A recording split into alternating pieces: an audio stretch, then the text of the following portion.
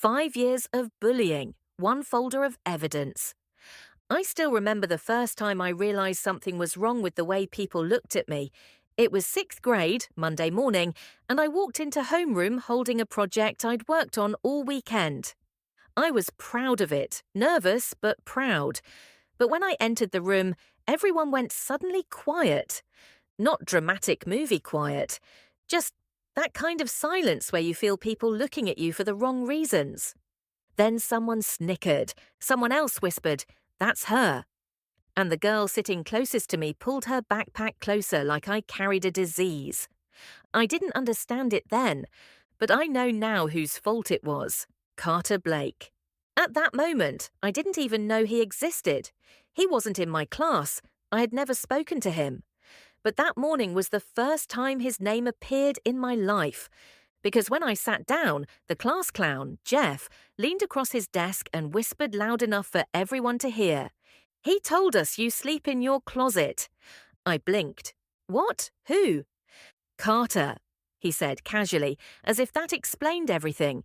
And in a way, it did. Carter had that weird power even at 11. Adults adored him, kids followed him, teachers trusted him. He had the kind of confidence you can't fake, cruel, effortless, magnetic. He was bored, I was available, that was enough. The slow burn of a ruined reputation. By 8th grade, my social life wasn't dying, it was dead. Carter didn't go for loud attacks. He was subtle, surgical. Someone would joke that I cried in the bathroom. Someone else would accidentally share a rumor that I stalked a boy. Someone misheard that I cheated on a project. But the worst part was that every rumor had just enough truth to sound possible. If I wore a hoodie twice in a week, she never washes clothes. If I read during lunch, she eats alone because no one likes her. If I answered a question too fast, teacher's pet. And Carter, he always denied starting anything, always with that little smile. "People just talk, Ms. Ray. I didn't say anything." Adults believed him. Kids believed him. I learned the hard way that silence spreads faster than truth. The breaking point. Sophomore year should have been better. It wasn't. The school held a field trip to a robotics competition. I was excited. I'd worked for weeks on our team's design. We won 2nd place, and for once, I felt good. My teammates and I took a picture together. I posted it. 30 minutes later, someone photoshopped my face onto a pig and put it on Snapchat.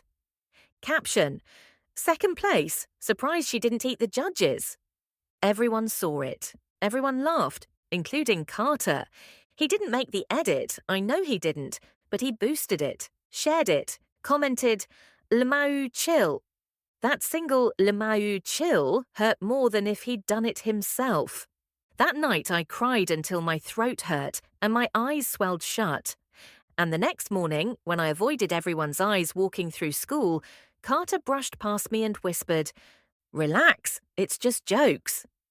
It was the first time he spoke to me directly, and the first time I hated someone enough to imagine what their life would be like if the world saw them the way I saw them. How I learned the truth. It didn't happen all at once. It was detention. Yes, detention, for something I didn't do. A teacher claimed I turned in an inappropriate doodle. It wasn't mine. It was on the underside of a desk. But Carter had been sitting in that desk earlier. Coincidence? Maybe. Or maybe he wanted to see how far he could push me. In detention, I sat next to a kid named Simon. He was jumpy, quiet, not popular.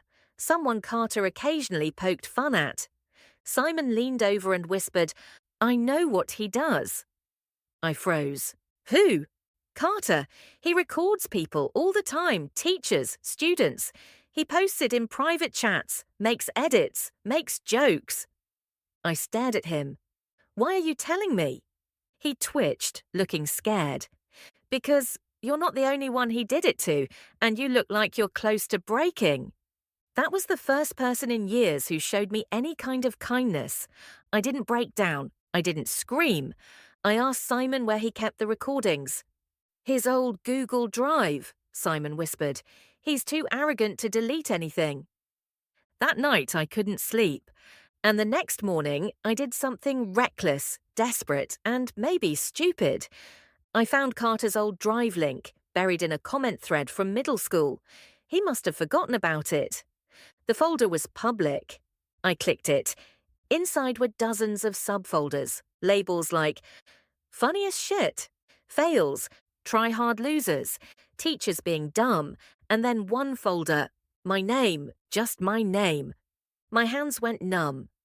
I opened it. Inside were photos of me reading alone, slow-motion videos of me tripping in the hallway, clips of me sitting by myself during assemblies, screenshots of rumours he started, a list of jokes he wrote about me, and audio recordings. I clicked one. It was Carter's voice. She doesn't even know she's the joke. She breathes weird, looks scared all the time. I bet she cries in the shower. I'd bully her less if she didn't make it so easy. I listened to all of them, every file, every word, every humiliation. I laughed, not because it was funny, but because something inside me finally snapped in the right direction. And for the first time in years, I felt powerful. What I did next. I didn't tell my mum, I didn't tell Simon, I didn't tell teachers. I made copies, organised every file, labelled everything, but that wasn't enough. I wanted more than revenge. I wanted justice, the kind no one expects from the quiet girl. So I watched Carter more carefully. He wasn't invincible. He snuck out during lunch to vape behind the gym. He skipped volunteer hours but forged signatures later. He cheated on every chemistry exam using his smartwatch. He flirted with girls who had boyfriends, dangerously so. He trashed rival school property during homecoming. He stole from the locker room, stupid things, but still. He sent fake anonymous messages to freshmen to intimidate them. And he bragged about all of it to his friends. I recorded everything, every joke, every brag, every slip. Then I waited, because revenge is timing, and Carter's dream timing was coming fast. The college recruiters. Carter needed a perfect record. He wasn't naturally gifted. He trained obsessively because he wanted a sports scholarship so badly it practically dripped from his pores. The recruiters were arriving in March. The school prepared banners. The team rehearsed plays.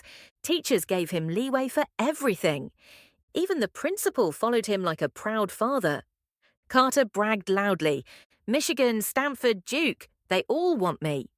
His ego was a balloon. I was holding a needle. The detonation. 3 days before the recruiters arrived, I sent out the package. Who did I send it to? The district superintendent, the principal, the athletic director, the college recruiters, the local newspaper, Carter's parents, and 2 teachers he disrespected behind their backs. Inside, evidence of bullying, evidence of academic dishonesty, evidence of property vandalism, evidence of harassment, evidence of cheating, evidence of forged volunteer hours, evidence of targeted harassment, audio recordings, screenshots, everything. I didn't add commentary, just one sentence. I believe this student deserves a full review before you invest in his future. That was it. The fall of Carter Blake.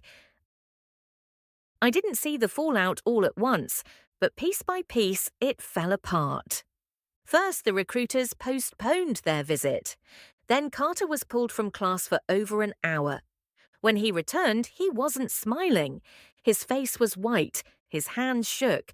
People noticed. His friends asked what happened. He snapped at them. Next day, no practice, no explanation. Then teachers started whispering, not about me this time, about him. The week after, the principal held a closed-door meeting with Carter's parents. His mum came out red-faced and crying. His dad looked like he wanted to punch a hole through the wall.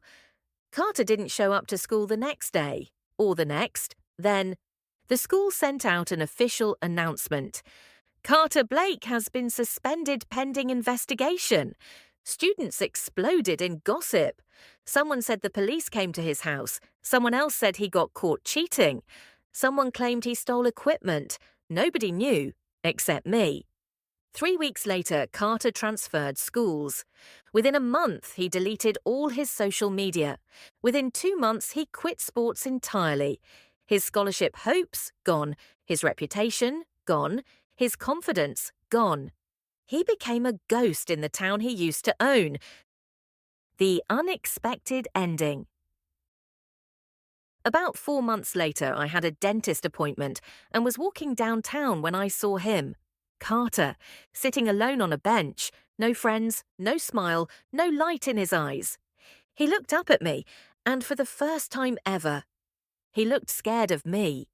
He opened his mouth like he wanted to say something, but I walked past him. And for the first time, I felt taller, lighter, real. People think revenge makes you feel powerful, but it doesn't. Justice does. I wasn't his victim anymore. I finally got to be the person I should have been all along, someone who refuses to be erased,